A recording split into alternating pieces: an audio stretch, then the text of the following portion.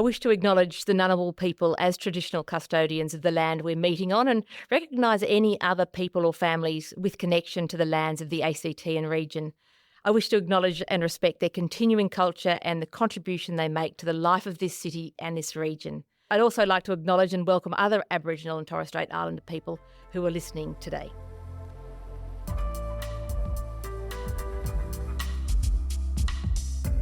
Welcome to Safety Spotlight, brought to you by WorkSafe. We're really glad you're here to dig a little bit deeper into the subject of safety. I'm your host, Lish Fayer, and today we're looking at something that's reshaping workplaces across the ACT, across the world. The rise of platform-based and gig economy work. You know, they're the delivery drivers, they're the digital nomads, on-demand tradespeople, rideshare workers. You could call it flexible workers, or you could call it highly uncertain workplace. We're going to dive into this because in these workplaces, because we are a WorkSafe podcast, who's responsible for the safety when those traditional employment relationship ideas don't quite fit, and what it means for workers' health and well-being, and the day-to-day working conditions that we all take for granted. We're going to look at it through two lenses with two guests. Joining me, as always, is WorkSafe ACT's Work Health and Safety Commissioner, Jackie Aegis, responsible for the regulation and enforcement of WHS laws across the ACT. She is a regular voice on this podcast, and today she'll be looking at the regulatory view, the duties, the risks, the accountability. Hey, Jackie. Hey, Lish, how you doing? Very well. It's always good to have you with me. And our special guest today is Dr. Miriam Vandenberg, who will look at how the different forms of work and employment influence health outcomes and well-being. She's a research fellow at the Stretton Health Equity Group at the University of Adelaide, and she's currently leading a national study on the health and well-being of platform workers, designed to track whether Australia's closing loopholes legislation actually improves outcomes for gig workers over time. So it's a really interesting discussion, especially now because there are so many people working this style of work. When we talk about platform work, gig work, what are some of the jobs that this entails? Firstly, can I just say that the definition of a gig or platform worker refers to a situation where a person, a gig worker, is hired through an app or a website to undertake a role for a third party. So the app or the website is produced and managed by an organisation called a platform.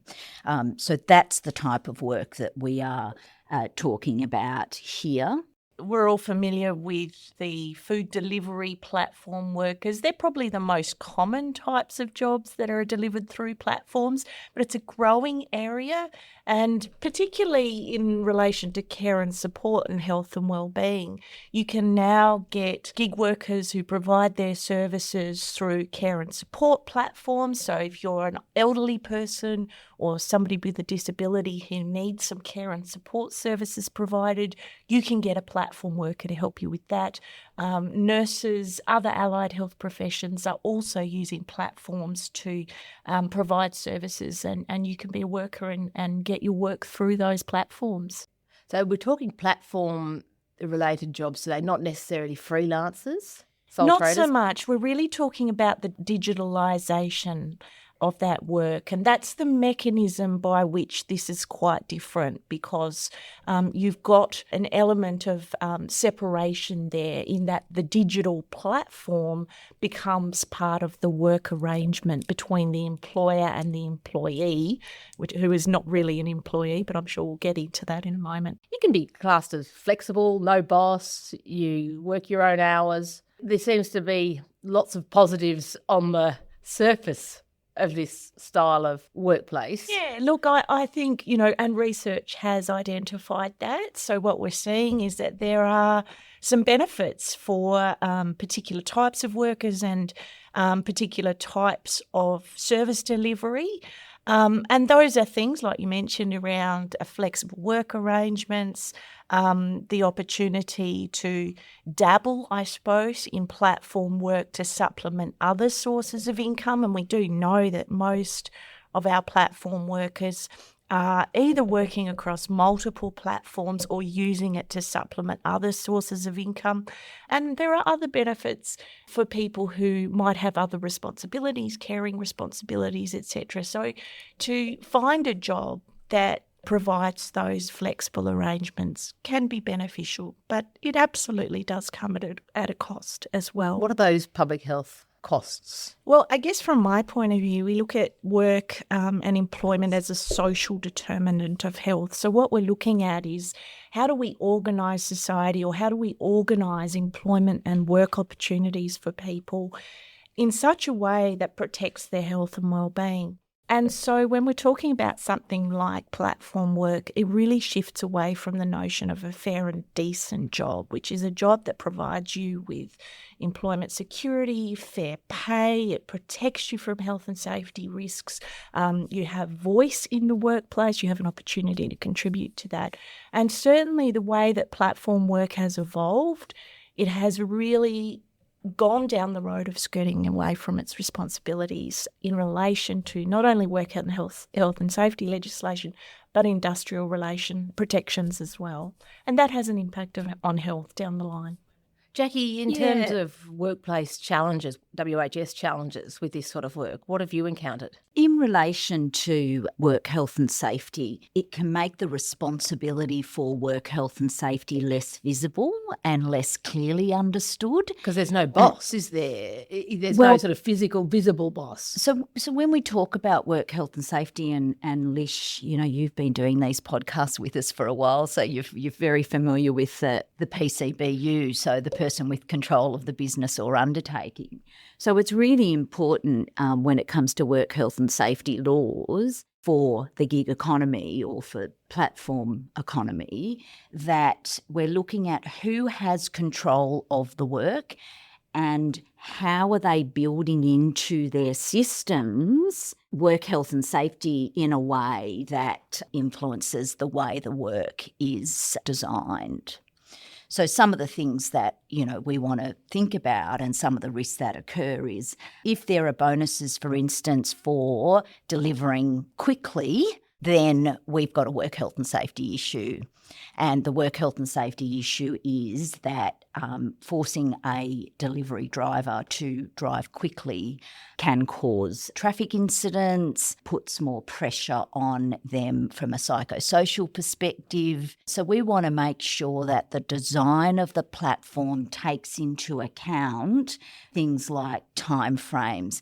Those timeframes must be flexible enough to consider things like traffic, like weather conditions, like rest breaks, and we want to ensure that there are no penalties to the delivery drivers or against the delivery drivers because they may take a little bit longer because of other factors. In a standard workplace, there are these contractual chains for WHS. How does it work on platform-based services? So we know that a contractual chain is a series of connected agreements or contracts where there's a primary project or service, and that's broken down through multiple layers of contractors and subcontractors. So with the gig economy, you'll have the platform or app, and the platform or app, it is really the business or undertaking, but then that if it's a delivery driver, for instance, they will be picking up from different services. And so those different services will also have some responsibility for work health and safety for those gig workers, but it will depend on how much control they have over the work. So we go back to that person with control of the business or undertaking. Sounds complex. It sounds like a bit of passing the buck could happen. But what's really important is duties under the Work Health and Safety Act don't follow the contract. They actually follow the work. So what we need to be doing is ensuring that the work and the way the work is conducted is managed under the Work Health and Safety Act. So all of those same duties apply, and we know under the Work Health and Safety Act that we can't transfer duties. And there is that risk in the gig economy that people will make assumptions around who is meant to control the risk to safety. So we need to make really clear that the platform holds those duties. And so that's how they get shared. They don't get shared by the workplaces down the line. They can in a contract or a subcontract. How do duties get shared between PCBUs in practice, and where do misunderstandings usually arise? So there are multiple duty holders in the gig economy in the same way that there are in contractual lines. And the way that you share those duties is by ensuring that the same things that we always require under the Work Health and Safety Act, and that is that the hazards are identified and those risks are controlled. And the way that we do that is through communication and consultation. So communication with the other duty holders as well as consultation with the workers. So in the case of the gig economy, because we've got digitalised work and everything sits on a platform, that consultation and that communication of shared duties is often missed. And that's one of the things that we see. And I think we need to think about how we go about that negotiation and consultation when we're talking about platform work. And there is a case here in the ACT, and obviously I can't give you the details of it. We were approached by a group of platform workers who wanted to have HSRs, and those HSRs, the platform was saying, no, we're not going to give you HSRs. Under the Work Health and Safety Act, a WorkSafe ACT can intervene in a situation like that. And that platform group of workers now have HSRs who represent them. And so there are ways that it can be done. I think it's just how we do that when it comes to the gig economy. So with consultation, for instance, one of the things that platforms should be considering are the ways that they communicate with their workers, with their gig workers. And that can be through apps. It can be, emails dated. I'm really showing my age there, aren't I? But communicating through apps, communicating through the platform, ensuring that there is a system for complaints built in to the platform. So there are many ways that it can be done. It's just that we need to think differently in our modern society about how we're applying the Work Health and Safety Act. One of the fantastic things about the Work Health and Safety Act is that it is a principles-based act. It is not prescriptive. And it's like that for a reason. It's like that so it can apply to many different workplaces and it can apply to many different types of work. So we have the principles at the top, and then depending on the type of work, we assess the risks or the hazards in relation to that type of work and that type of workplace. So often when we talk on this podcast, we talk about all the different risks to all the different types of employment, whether it's construction, which poses a severity of physical risk is quite high. What about with platform workers and gig workers? What are you seeing is the biggest risk for those workers? Well, I think a big risk is obviously the psychosocial one, which is the impact on workers' mental health and well-being. But the other thing that we need to point out is that there are a lot of similarities between the health outcomes for platform workers and other types of precarious work.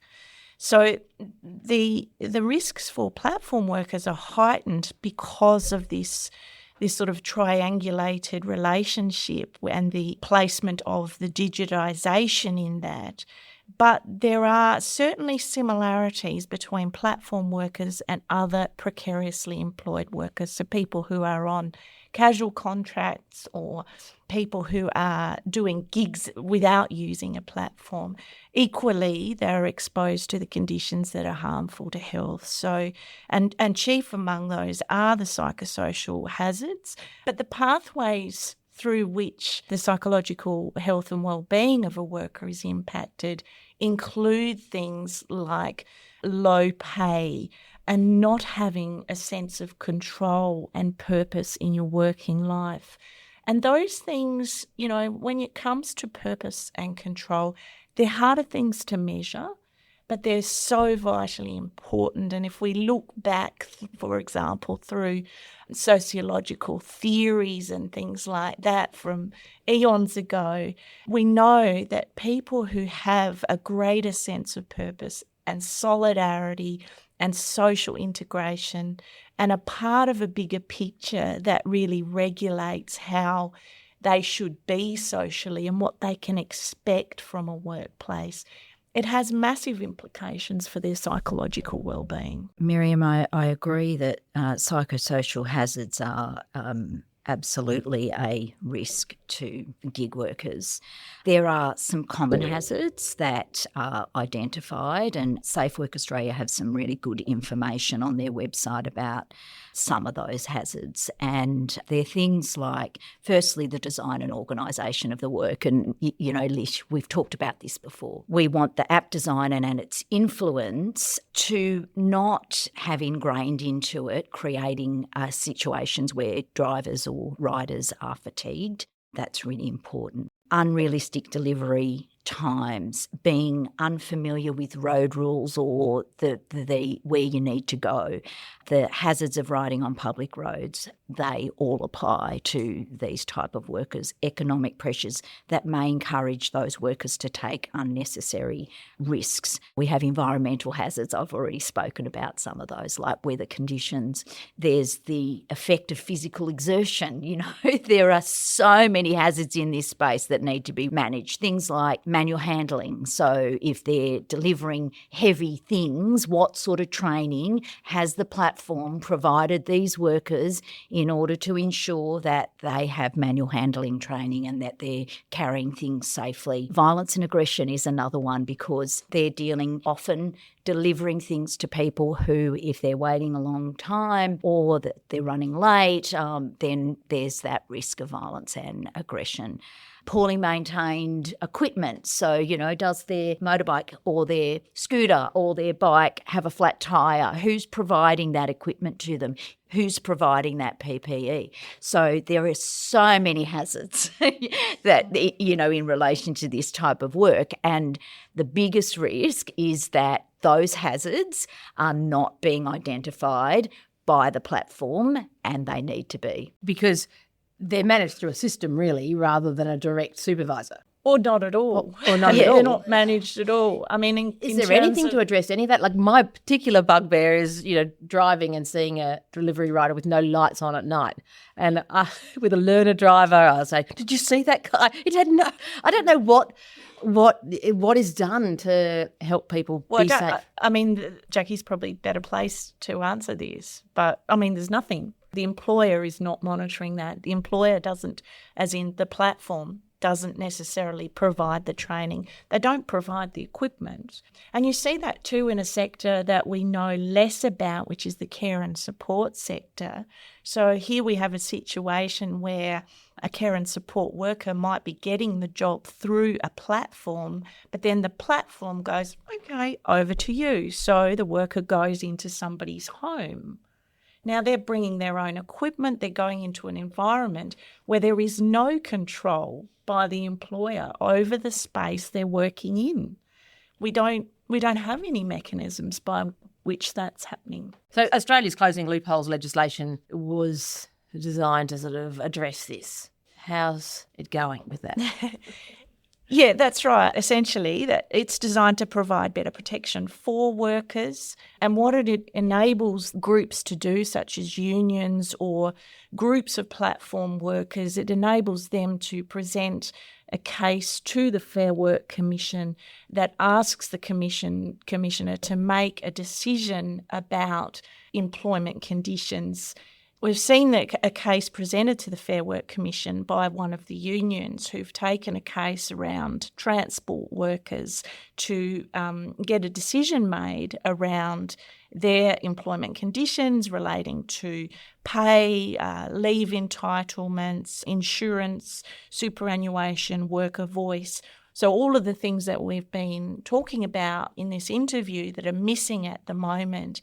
And the Fair Work Commission has now the power to say, these are the minimum standards that you must adopt if you're going to employ platform transport workers. That case is active at the moment. A decision hasn't been made yet about that. And I guess recently there's been a review of that legislation, and it's in its infancy, is fair to say, but there's some promising signs that if this closing loopholes legislation can improve employment and working conditions for platform workers, there are no reasons why it couldn't be expanded to other sectors and other types of precarious workers as well. What about the uncertainty of the work? Because you mentioned that was a big part of the sort of psychosocial risks that present. The nature of platform work is that it will be uncertain. They're gigs, it's a flexible work arrangement. It's somebody saying, I need a lift to the airport, and there's a driver that's willing to provide that. So to a certain extent, platform work goes hand in hand with that uncertainty. So the requirement under the Work Health and Safety Act is for the PCBU to eliminate the risk as far as is reasonably practicable. So in relation to a gig worker, some things may not be able to be eliminated as far as is reasonably practicable because of the nature of the work. So with gig workers, they may also be a PCBU and a worker. So they will have responsibilities under the Work Health and Safety Act as a PCBU. So what do they have control of in relation to their work? And that may be that they have control of the bicycle or scooter or motorbike or car that they're using. So they will be responsible themselves as a PCBU to ensure that what they have control of is safe. Yeah. And same with the working hours, as you say, Jackie, all of those things, the fatigue. Yes, so there will be. Is that part of their role as the PCBU? Absolutely can be, as long as the platform hasn't built that in to create the risk. Which often they do, I understand, a gamification of those platforms to get work done, more money in the coffers. Essentially. That's right. And the emphasis is on rapid, speedy delivery and getting the job done quickly and being efficient, and then getting positive ratings from your consumers to then provide you with increased opportunity for work into the future. Miriam, you're doing research into this and looking at the health outcomes. Are you working with any platforms to see the effects of these changes on worker health and wellbeing? Yeah, we're not directly working with the platforms, I guess, from the point of view that with the research we want to be at arm's length and really asking the question objectively, is this legislation going to be good for platform workers or not? And so we're not directly engaging with the platforms themselves, but we are inviting the workers who use these platforms to participate in our research. So what we're doing is we're following the implementation of this new legislation, this closing loopholes legislation, and we're asking the question, do these changes to the legislation make a difference to worker health and wellbeing, and particularly around mental health? And the reason for that is that often that is where you would see the more immediate outcomes. So Jackie mentioned earlier about, a whole lot of physical hazards and risks to physical health. That is absolutely true. Some of those risks might be immediate, so there might be things like accidents. But when you start to look at other physical health outcomes like cardiovascular disease or certain types of heart disease, we're talking about longer-term trajectories. So what we're doing is taking a 5-year window to say, does this legislation make a difference to worker mental health and wellbeing? So really focusing in on that. Where are you at in the research? Well, we're still collecting our baseline data, and that's okay because the Fair Work Commission hasn't handed down its decision yet on that particular case. Once that decision is handed down, we will then be in a position to follow platform workers over the next 5 years, to survey them, to do qualitative interviews with them, to find out what changes can we see in those workers over time?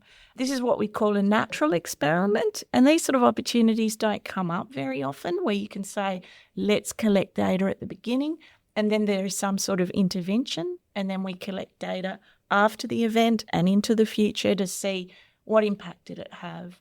And in terms of employment and public health and the social determinants of health and also work health and safety, I think Jackie might comment on this as well, we're really lacking in evaluation and research around these issues. So when there's an intervention of some kind in this space, we don't do enough to evaluate the impact, and we don't really know.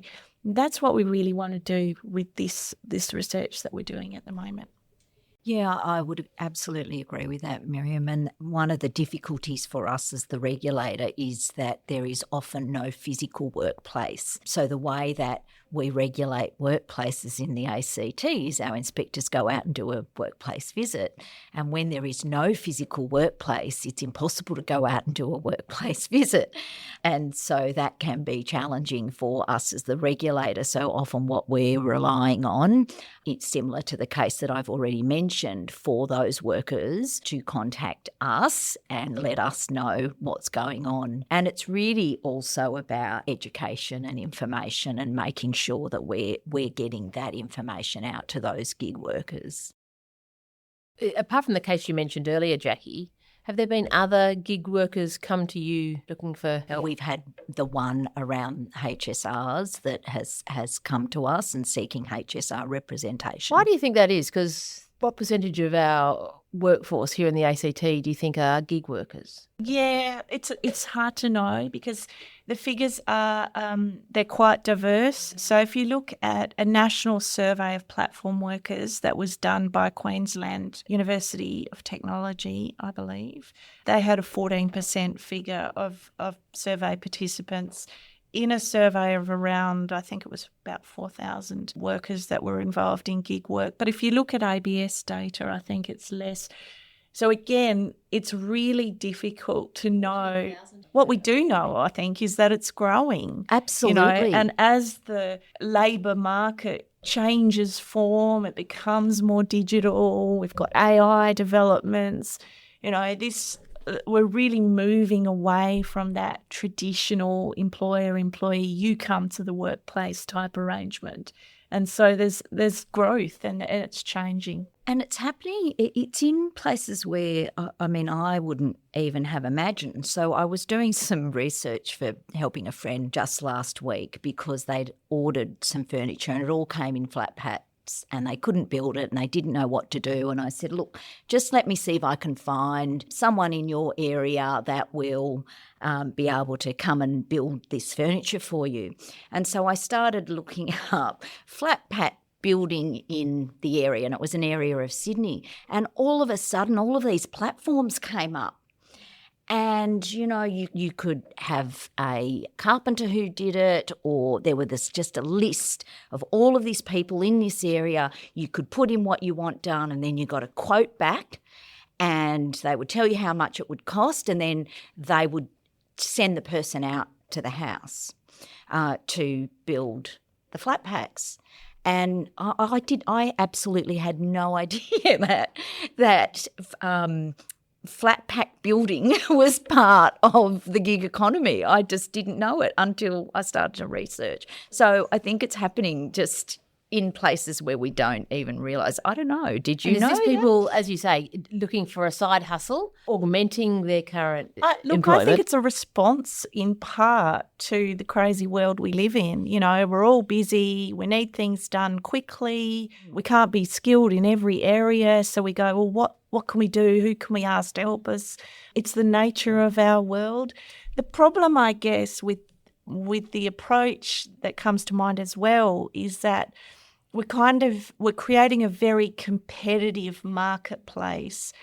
And on the one hand, that's the way we are in a lot of spaces. We've created competition with contractors. If you want a plumber, for example, it's always been, you go for a quote and you might choose not necessarily the cheapest one, but maybe a combination of the one that you can afford and the one that's going to do the job right. So and that's the nature of a market-based system. In that case, though, as you pointed out, Jackie, practically, what are those checks and balances you've said? From a work health and safety perspective, the Work Health and Safety Act requires you to eliminate the risk so far as is reasonably practicable. And so in that circumstance, can you eliminate the risk of a worker providing a quote that is low that may impact on their health and safety? Well, I would probably go so far as to say that it's almost impossible to eliminate that risk. So then you have to minimise it so far as is reasonably practicable. That's the requirement under the Act. So how do you then look at minimising it? In the platform, you could build in set fees for particular work, for instance, and that would, in my view, amount to minimising the risk as far as is reasonably practicable, rather than allowing workers to set just, unrealistic prices is really what Miriam's talking about, and creating a risk, because that allows that risk to be created, or that's a hazard in that platform. Yeah. I think, Miriam, you might have mentioned this, but from a worker health perspective, what does good practice look like for these sort of settings? Yeah, look, I think we have covered a lot of that. I mean, I do come back often to fair pay and conditions because it is a primary mechanism by which health can be impacted. If you're living on a low income, there are so many implications from that for, the choices that you can make on a day-to-day basis about the food you will buy, your opportunities for physical activity, whether you can afford to go to the doctor. There's so many areas that flows on into other areas of your life. It disrupts your social relationships. There's so many implications from that. But other aspects of what does it look like if we're doing things reasonable? Absolutely having a say, having a voice in that place, being able to have some sense of control over what you're doing through the work that you deliver.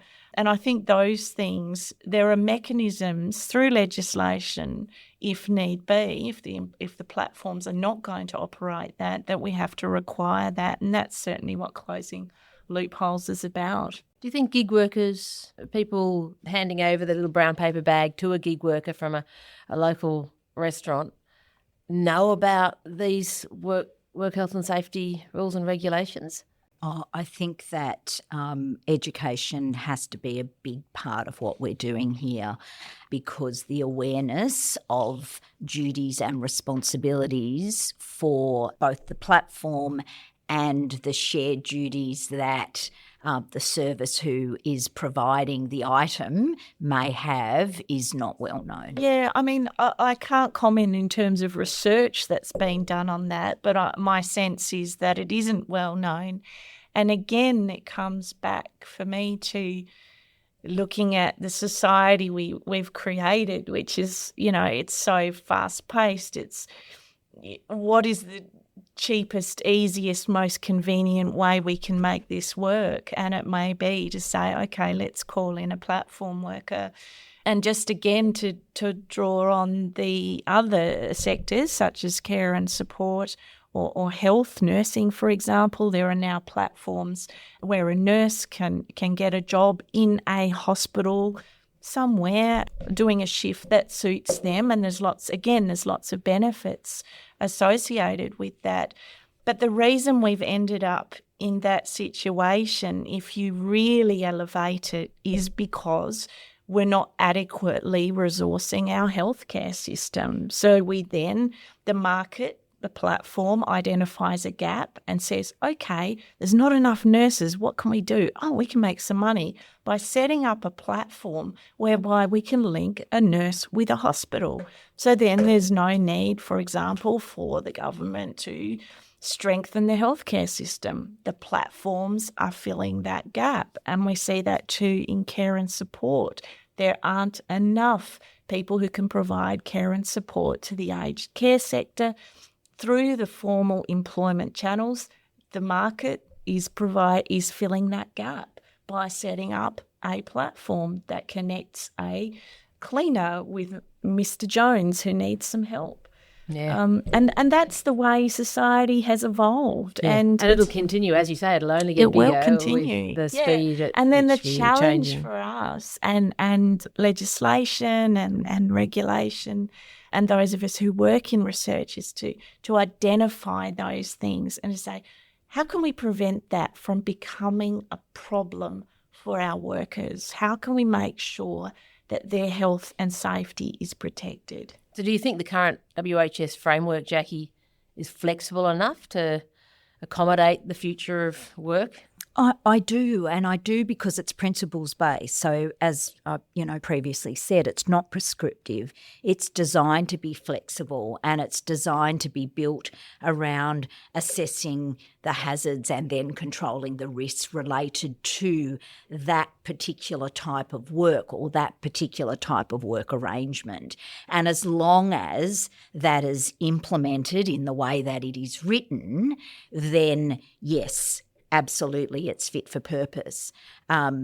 The difficulty for us is that it's not being implemented in the way that it's written.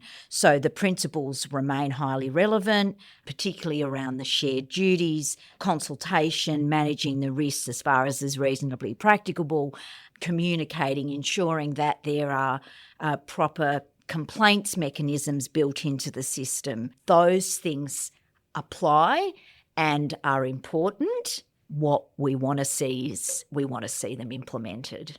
And for a platform developer, it's probably not the top of their list of things to incorporate into the platform is WHS, unfortunately. Do you think? Yeah. Do you think?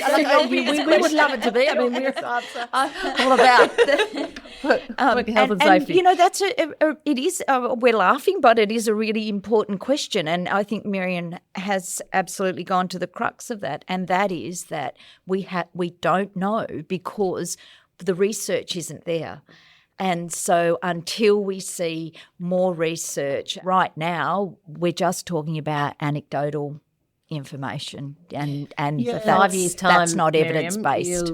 I think, though, you can look historically, okay, the digitisation of work has changed and we've got platforms that weren't there before, but historically the idea that you've got, sort of a three-way relationship between an employer, an employee and a client and subcontracting and all these things, that's been done for eons of years. It's just a modern form of that. And so along with it, come these challenges. And really from my perspective at Stretton Health Equity, our focus is on fair and decent work and employment, and certainly reducing inequalities that these types of work arrangements create, and that's a big focus for us. You obviously need lots of case studies, lots of people to be part of your research. How are you finding them? Have you put our platform up to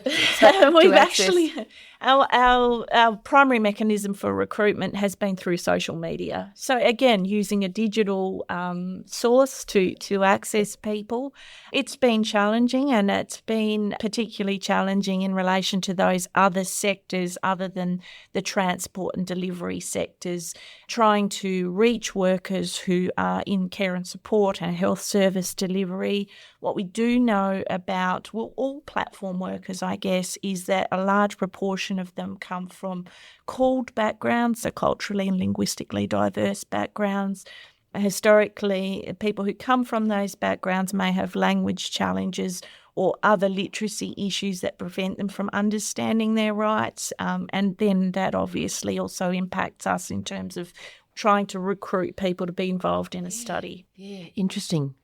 Any final thoughts from you both? Jackie, we've covered a lot of ground. I think the ongoing challenge is making sure that the duties and the obligations are understood and that they're applied, and that the platforms understand that they have those duties, and that will need to continue as work continues to evolve and change in our society. We are being reactive and we need to be a little bit more proactive. And what that means in relation to work health and safety is safety by design. So when you're building your platform, you're considering safety and you're making sure that it's built into the platform. Have you found a door to knock on? How do you go about that? As you say, you can pop in and inspect a workplace at your whim. It's challenging for us as the regulator as well. And so our inspectors will consider, and we do consider, gig workers as vulnerable workers for those reasons, because they're at a higher risk because of the nature of the work that they do, or a personal attribute, which we've talked about vulnerable workers before. And so they will absolutely look into some of the platforms and consider whether or not they're breaching WHS laws. Yeah. Miriam, any other final thoughts from you? No, I think the only thing I would add is I guess that along the lines of what Jackie said about us, being reactive, I think then there needs to be more thought and more preparation going into what does the future of work look like. Platform work is one example. The other issue that's fastly engulfing us is the use of AI, and that is going to have huge implications for the labour force. And I think that might be a future podcast you want to do. But I think this is just a reflection of change. Yeah. Well, thank you both so much. A fascinating conversation. I think it makes it very clear that whether someone's workday is managed by a person or a platform, that need for safety is paramount. It doesn't disappear just because there's no physical workplace. But, Jackie, as you've highlighted, it needs to be made perfectly clear how to find that information so that everybody can be aware of their responsibilities. And I would say go to the regulator websites in your jurisdiction, and also Safe Work Australia. There's some fabulous information on their website in relation to gig workers, and we also have information on ours. Sorry, I just want to ask you, if as a member of the public I identify something I'm concerned about on behalf of a worker, can I contact? Absolutely, yeah. So we, WorkSafe ACT, we have a complaints form online, and you can fill in that complaints form, and we actually get quite a lot of complaints come in from workers, from families of workers. So, we've had grandparents, for instance, who've written in on behalf of their grandchildren who are working in particular workplaces, and they don't feel that their grandchild is safe.